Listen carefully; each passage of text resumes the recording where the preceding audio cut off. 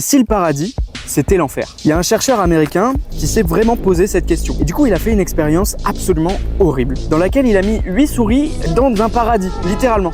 Il y avait de l'eau, de la nourriture en abondance, même une absence totale de maladie. Il y a tout qui prédestinait ces souris à avoir la meilleure vie. Mais c'est pas du tout ce qui s'est passé. Les souris, au départ, elles prospèrent, c'est-à-dire qu'elles se multiplient super rapidement et leur nombre double tous les 2 mois, si bien qu'au bout d'un an, ils sont genre 620 souris. La seule contrainte dans ce paradis, c'est la taille, la place qu'ils ont. La boîte paradisiaque dans laquelle ils étaient, elle fait genre 3,5 mètres carrés. Du coup, la population grandit au maximum et atteint même jusqu'à 2200 souris. Et c'est vraiment le point de bascule parce que 2200 souris, c'était leur maximum. À partir de là, le paradis se transforme en enfer pour elles. En gros, les souris se sont divisées en groupes. Il y a des mâles qui passent leur temps à manger et à se battre parce que ce sont les mâles dominants. Tout ce qu'ils veulent, c'est maintenir leur suprématie sur les autres groupes.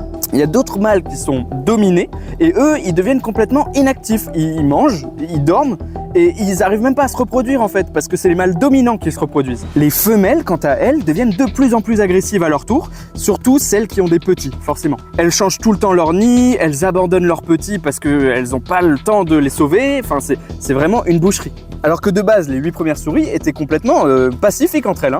Après 2 ans et demi, la population elle commence à décliner. Les jeunes souris se font défoncer, elles n'arrivent même plus à grandir. Du coup, petit à petit, il y a des nouvelles classes qui se créent avec d'un côté les femelles qui sont célibataires parce que les mâles ne font que se battre et tellement qu'ils n'ont plus le temps de se reproduire. Et d'un autre côté, les mâles qui sont dominés vont simplement se mettre à part. Et en fait, ils vont prendre soin d'eux toute la journée, sans jamais chercher à se reproduire. C'est bien qu'ils vont les appeler les mâles mignons. Du coup, les souris agressives vont commencer à se défoncer entre elles et à mourir petit à petit, ou à mourir de vieillesse, tout simplement. Si bien qu'il restera plus que des femelles agressives et des mâles mignons qui ne cherchent pas du tout à se reproduire.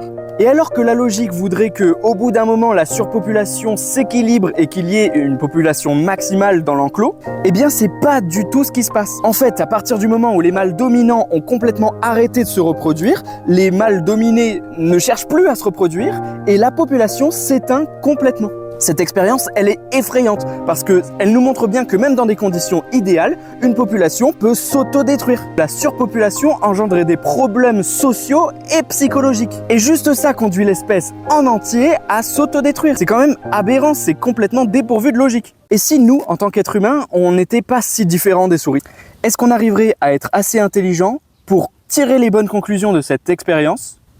J'en suis pas si sûr en fait.